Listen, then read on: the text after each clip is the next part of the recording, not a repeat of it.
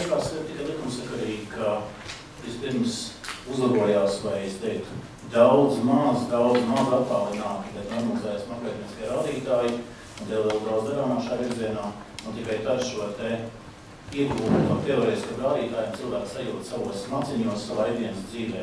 Un te būs pietiekoši ilgs noilgums, un es neesmu optimists, ka sabiedrības noskaņojums tuvākajos mēnešos strauji uzlabosies. Es neredzu tam pamatu, būs pietiekoši ilgstošs process. Runājot varbūt plašāk par mūsu diskusijas pirmo tēmu par valsts un ekonomisko krīzi, attīstības tirdziena stāvokļa vērtējumu, tāda vienā četrā sadaļā, par kuru mēs runājam. Tad es sadalītu savu redzējumu divās daļās. Pozitīvā un varbūt mazāk pozitīvā. No vienas puses redzu, ka ir ļoti daudz zaļo asnu, viņi ir trausli, vārdi, vēl vien pārliecinoši, bet viņi ir pietiekoši plašā skaitā. Un es vairāk priecēju eksporta pieaugums, man priecēju IKP. Pirmoreiz vēl ļoti simboliskais pieaugums pie 3.4. šī gada pirmajā ceturksnī, tas pēc pirmās prognozes. Un priecēju tas, ka uzņēmumu kredītu maksājumu kavējumu skaits vairs nepieaug pēdējos mēnešos, ko bankas vienkārši ļoti pildi redz.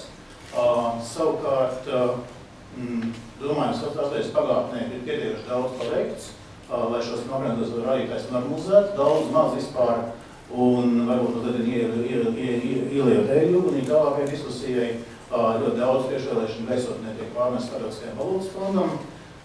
Man patīk tāds teiciens, es neesmu autors, bet ka individus, uzņēmumus un valstis, kas ilgāk laika neievēro iekšējo disciplīnu, agrāk vai vēlāk apmeklē ārējā disciplīna. Vai tas ir ārsts, vai tas ir narkologs, vai tas ir maksājumnespējas administrators, vai tas ir Starptautiskais valūtas fonds, bet nav jau mums viņiem ko pārmest par to, ka viņi mums māca to, ko mēs paši neesam spējuši tikt galā. Runājot skatoties uz nākotni, tas ir daudz svarīgāk, es šeit būtu mazliet vairāk kritisks. Es domāju, ka mēs šobrīd zaudējam laiku, netiek veiktas pietiekoši dziļas, visaptvarošas struktūrālās reformas, vismaz man tas nav zināms. Nav skaidrības par budžeta deficīta samazināšanu, kas, domāju, ir absolūts mastām, tas ir absolūti nepieciešams. Ir dažādi skaitļi un ir maz pārliecinoši plānu pagaidām, kas publiskot, kā ar šo situāciju tālāk tiek galā.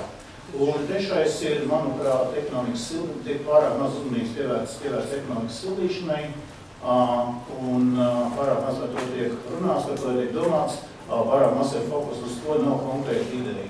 Paldies, ja viņi ir ļoti maz, varbūt tālākā diskusijas veitā, viena no idejām, ko es pēdējā laikā tās pildu un pārliecinoši dzirdējis, es pirmoreiz to dzirdēju no Rungaņa kunga puses, varbūt diskusijas laikā es varētu parunāt arī par šo te virzienu, ja es varētu atkārtīt vairāk. Nu, tas ir sākuma no manas puses.